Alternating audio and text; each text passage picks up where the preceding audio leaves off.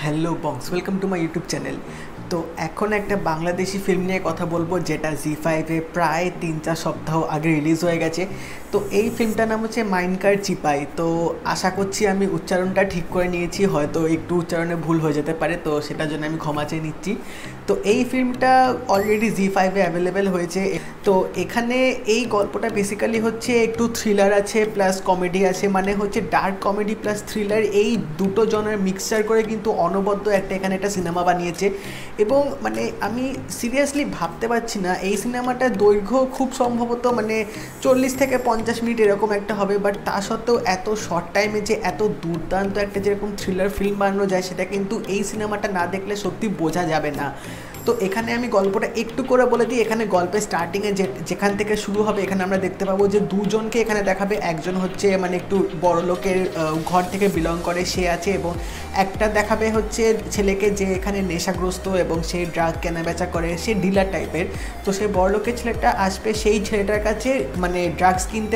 এবার এখানে আরেকজনও চলে আসবে সেই রাতের মধ্যে, এবং ওই রাতে কি কি ঘটনা এরপর ঘটতে থাকে তিনজনের জীবনে, এবং কিভাবে তিনজনের জীবনটা পাল্টে যায়, পুরো একটা রাতের কাহিনী কিন্তু এই ফিল্মটার মধ্যে দেখানো হয়েছে। এবং একটা জিনিস আমাকে বলতেই হবে, এই সিনেমাটার লাস্টে যে ক্লাইম্যাক্সটা দিয়েছে, যে টুইস্টটা দিয়েছে না, সত্যি বলছি ফিল্মটা দেখা সার্থক রীতিমতো। মানে আমি সিরিয়াসলি আশা করিনি আমি এরকম একটা চমকপ্রদ একটা আমি ক্লাইম্যাক্স পাবো এই ফিল্মটার মধ্যে, মানে যেটা রীতিমতো মানে মাইন্ড ব্লোয়িং বলা যেতে পারে। তো মানে বাংলাদেশের যে এরকম থ্রিলার যে ফিল্ম বানায় এবং এত যে সুন্দর সুন্দর ফিল্ম হয়, সেটা কিন্তু সিরিয়াসলি আমি যদি এই সিনেমাটা না দেখতাম বুঝতে পারতাম না।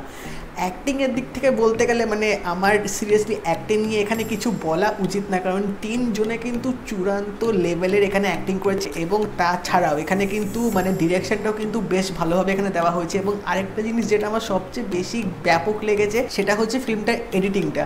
তো এখানে আমরা দেখতে পাচ্ছি যে চ্যাপ্টার ওয়াইজ কিন্তু গল্পগুলো এখানে দেখানো হবে, এবং তার সাথেই যে মাঝে মধ্যে একটা দেখবে এডিটিংয়ে দেখাবে যে একটা স্ক্রিনটা ছোট হয়ে যাচ্ছে যখন গাড়িটা রাস্তায় উঠছে, আবার বড় হয়ে যাচ্ছে যখন তাদেরকে তিনজনকে স্ক্রিনের মধ্যে দেখাবে।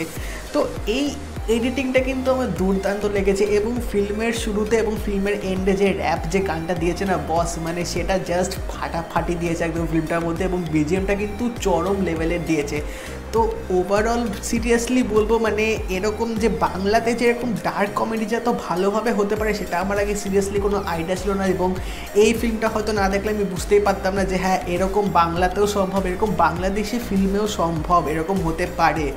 তো মানে ওয়ার্থ ওয়াচিং বলা যেতে পারে। তো তোমরা এখনও যারা হয়তো দেখোনি, প্লিজ প্লিজ এই দুর্দান্ত ফিল্মটা তোমরা দেখো। জি5-এ এসছে, মানে আমার খুব সম্ভবত মনে হয় যে এটা হয়তো পার্ট 2 আসতে পারে, কারণ আমার এন্ডিংটা দেখে মনে হলো যদি ওপেন এন্ডিং রেখে দেয় দ্যাটস ডিফারেন্ট ইস্যু, বাট যদি সেকেন্ড পার্ট আসে তো বস মানে সেকেন্ড পার্ট তো আরও জমে ক্ষীর হয়ে যাবে পুরো।